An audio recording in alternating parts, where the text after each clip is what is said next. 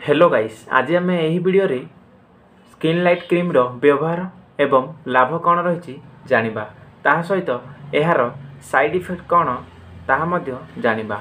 एहा जानिबा पूर्वरु एहार कंपोजिशन कौन रही जानिबा। एथिरे हाइड्रोक्विनोन, मोमेटासोन एवं टेट्रिनोइन नामक तीनोटी मुख्य उपादान रही।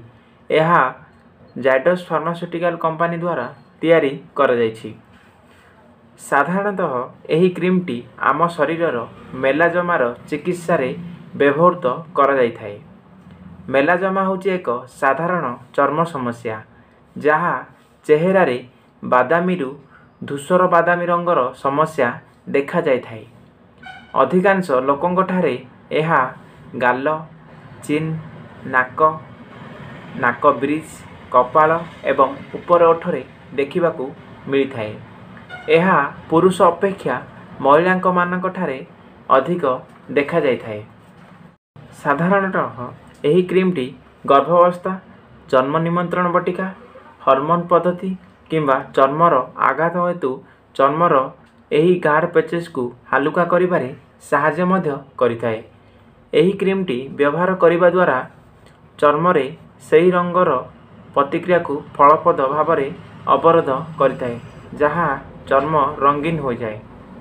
ताहा सहित चर्मर जेकोसी लाल दाग, जंत्रणा किंबा कुंचन को ह्रास करिबारे साहाय्य मध्य करिथाय।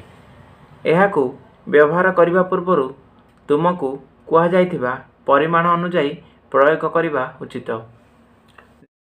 नेक्स्ट जानिबा एही क्रीमटी व्यवहार करिबा द्वारा आम शरीर रे कौन पार्श्व प्रतिक्रिया देखा जायथाय।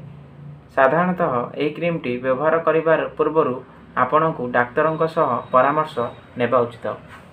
साधारणतः यही क्रीमटी प्रयोग कला समय रे प्रयोग साइट रे जलिबा किंबा स्टिंग सेंसेशन परी खराब स्मेल आसीबा, शुष्क चर्म हेबा, प्रयोग साइट रे चर्मर फुला, चर्म चोपा छाड़िबा एवं चर्मर दाग परिवर्तन हेबा, एहीपरि किछि लक्षण देखागले आपण तुरंत डाक्तरंक सह परामर्श नियंतु।